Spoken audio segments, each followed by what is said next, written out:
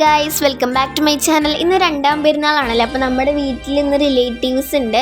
അപ്പോൾ അവരെപ്പോഴും വരാറുള്ളതാണ്. അപ്പോൾ ഞങ്ങളിന്ന് വിചാരിച്ചു പുറത്ത് പോയിട്ട് അൽഫാം മന്തി വാങ്ങിച്ചാലോ ഒന്ന്. സാധാരണ എന്തൊരു പരിപാടി ആയാലും അത് പെരുന്നാളായാലും എന്തായാലും നമ്മൾ വീട്ടിൽ തന്നെയാണ് ഫുഡെല്ലാം പ്രിപ്പയർ ചെയ്യാറുള്ളത്. അപ്പോൾ ഇന്നൊരു വെറൈറ്റിക്ക് വേണ്ടിയിട്ട് കൊടുങ്ങല്ലൂരുള്ള കെ ടൗണിൽ പോയിട്ടാണ് അൽഫാം മന്തി വാങ്ങിച്ചത് കേട്ടോ.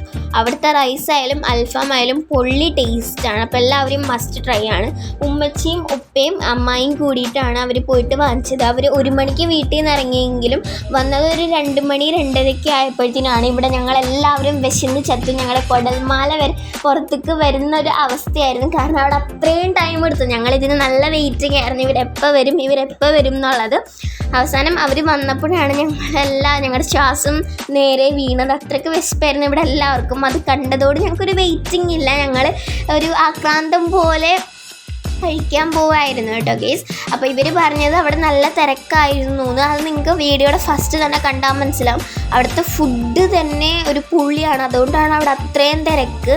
അപ്പോൾ ഉമ്മച്ചി പെപ്സിയും കൊക്കക്കോളയും പിന്നെ റൈസും അതുപോലെ തന്നെ അൽഫാമൊക്കെ കൊണ്ട് പിടിച്ചങ്ങോട്ട് കയറുന്നുണ്ട്. ഞങ്ങളുടെ വായക്കൂടെ ഒരു ടൈറ്റാനിക് ഓടിക്കാനും മാത്രമുള്ള ഒരു വെള്ളം ഉണ്ടായിരുന്നു. കാരണം അത് കണ്ടപ്പോൾ ഉള്ളൊരു കൊതി.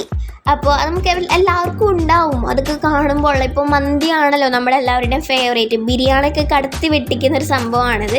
അപ്പോൾ ഉമ്മച്ചി അതെല്ലാം അവിടെ അങ്ങോട്ട് നിരത്തി വെച്ചു കേട്ടോ ഗെയ്സ്. എന്നിട്ടൊരു ചെമ്പിലോട്ട് എല്ലാ റൈസും ഇട്ടു. കുറച്ച് കൂടുതൽ റൈസ് ഉണ്ടായിരുന്നു കേട്ടോ ഗെയ്സ്. എല്ലാവരുടെയും മനസ്സും നിറഞ്ഞ് വയറും നിറഞ്ഞ തരത്തിലായിരുന്നു.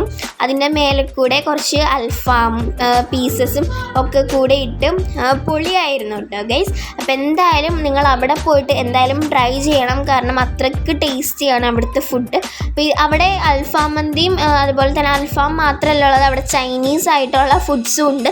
എല്ലാവരും പോയി ട്രൈ ചെയ്യുക. ബൈ, അത്രേ ഉള്ളൂ.